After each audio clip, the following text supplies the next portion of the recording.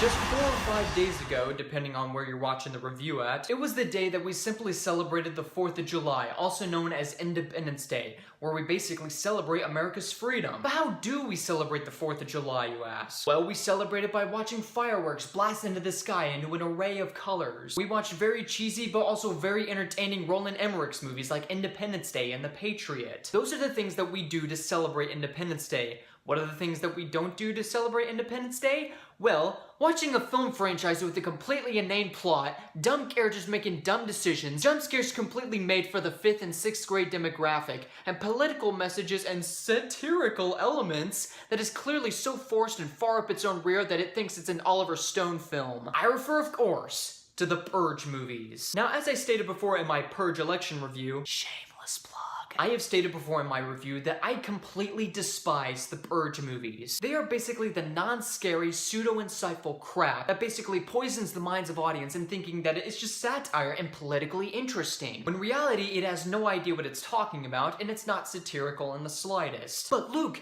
if you hate the Purge movies, why do you keep watching them? Well, my friends, I'm gonna compare my experience with the Purge movies with the American Revolution. These Purge movies, like the British, came into our territory in theaters, and we have continuously fought them back, but they still keep coming back because of the loyalists they have, otherwise the people who like the Purge movies, and fine if you do, no shame in that, but it's mostly because these movies were made from next to nothing. The first Purge movie cost $3 million, the second one cost $9 million, the third one cost $10 million, and this one, the first Purge, cost $13 million.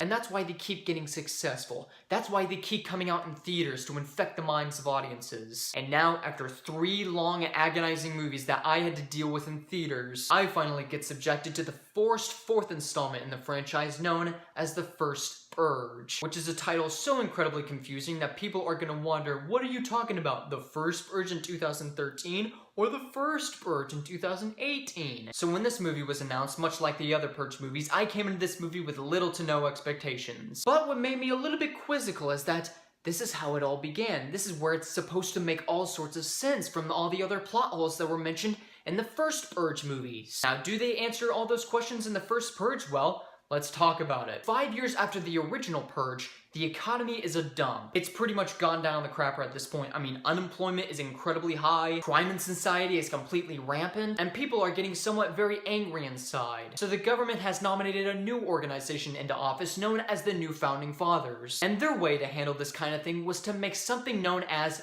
the Purge, where in 12 hours you can do any malicious thing you can want. You can steal anything you want, rape anyone you want, kill anyone you want, and you will get away with it mostly because there will be no police around and there will be no medical care to help you. There are pro-Purge members, there are anti-Purge members fighting against each other, and things are getting very hectic. But the point is, you already know how it's gonna go down because it's the same movie as every Purge film before it, where we sit around with a bunch of characters that are so two-dimensional and contrived that it defies explanation, having to survive for the rest of the night, while also having the script completely crowbar in its pretentious messages on political and social issues. Now, after that incredibly long description, what do I personally think about the First Purge? Well, I do have to say that it's one of the better Purge movies, but you know what? That doesn't really say a whole lot, because when it comes right down to it, the First Purge is honestly a truly horrible film. But you know what? Here's the thing.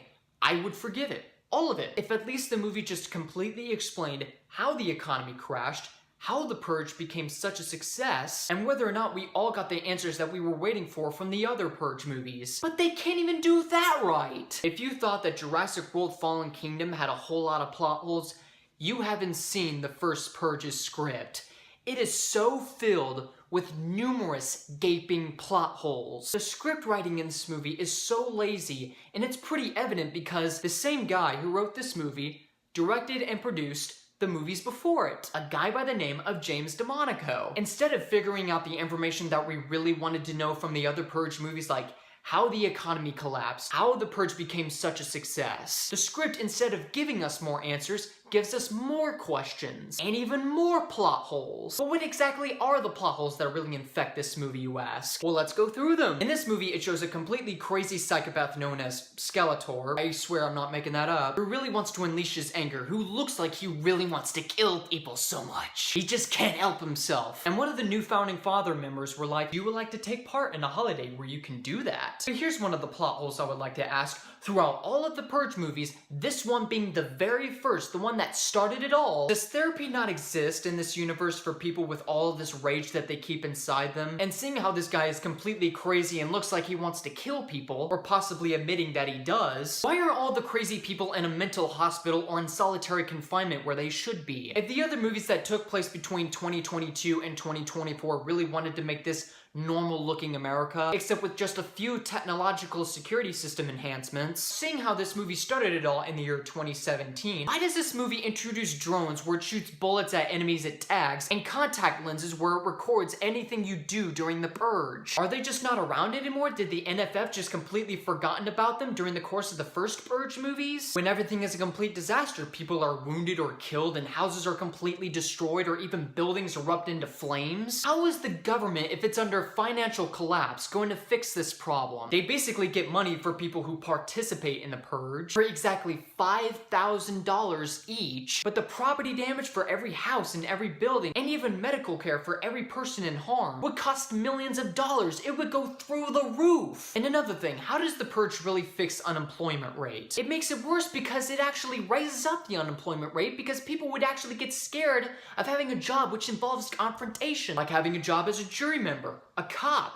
a doctor, or an employee at a movie theater in the box office where he completely just makes mistakes and screws it up for the customer. It's just one of those plot points and premise points that are really lacking in this movie that need explanation. And before the movie can even answer any of the questions that we were wondering about from all the other Purge movies, the movie just kinda ends. Now that we got the absurd dribble known as the plot out of the way, let me talk about the other things that are wrong with the film, presumably the characters and even the performances. The acting in this movie completely ranged from completely bland and forgettable to completely terrible and overacting. However, there is only one performance in this movie who I actually thought was pretty good in the film, and that is the performance of Yolen Noel. I mean, his character I really can't identify with, but don't get me wrong, he's really like the best actor in the movie. He's one of the performances that you see in a terrible movies like this, and you're like, you know what?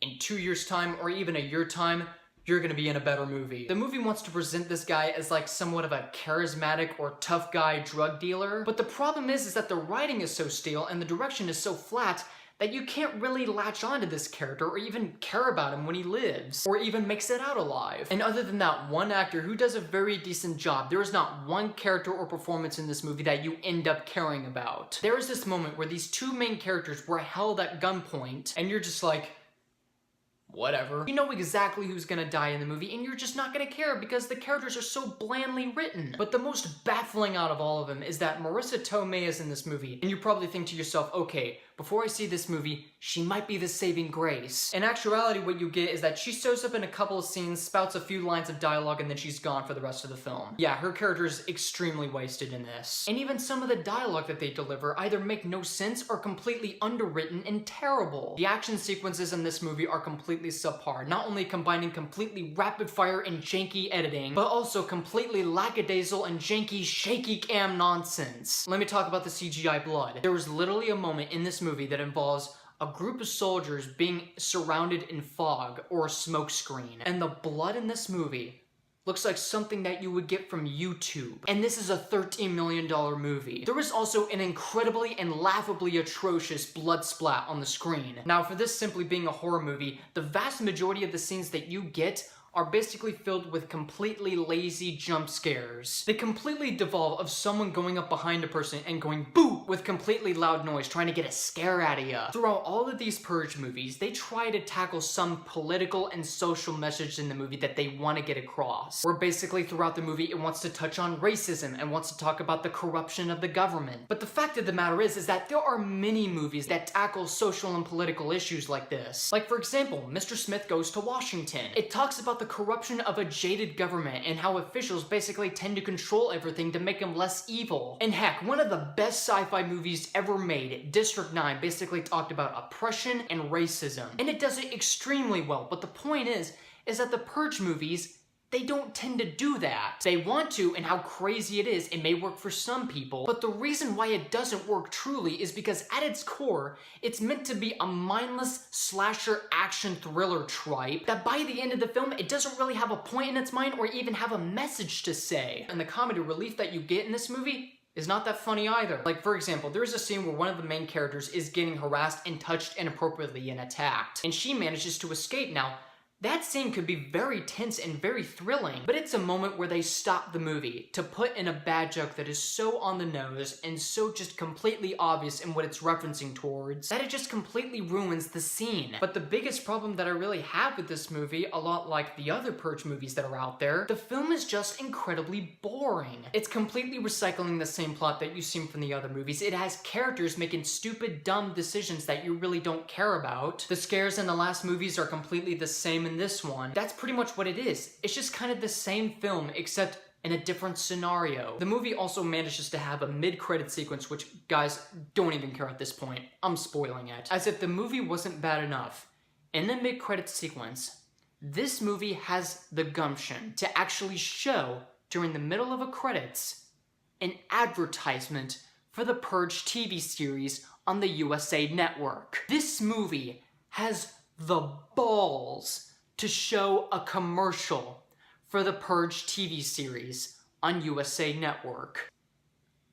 I got nothing. The first Purge movie, despite being one of the better Purge movies, it's just one of those movies where in every franchise, rather than having just to stay a trilogy, they instead release an incredibly forced fourth installment just to say, hey, let's keep this franchise going. The script is completely lazy while also being riddled with numerous gaping plot holes. The acting is not that good, some of the actors are completely wasted, except for one person. The characters you don't really latch onto, the action sequences are subpar, its jump scares are incredibly unscary, its crowbar messages don't make things any better in the film, and it's just utterly boring. With that being said, I have to give the first Purge a 0.5 out of 5. Everyone, don't waste your time with this movie. Spend more time watching The Ant-Man and the Wasp. Or better yet, watch a movie that's coming out on iTunes, Google Play, or Amazon, such as Who's Watching Oliver? The directorial debut of Richie Moore with actor Russell Jeffrey Brooks as the star. Do yourself a favor, watch these movies instead. Alright guys, that is my review of the first Purge. Comment below, let me know what you thought about the movie. Follow me on Facebook, Twitter, Google+. And also, if you would like to see more reviews or rants like this, be sure to subscribe for more. My name is Luke Nukem, and please quit releasing the Purge movies. I'm just getting very sick and tired of them.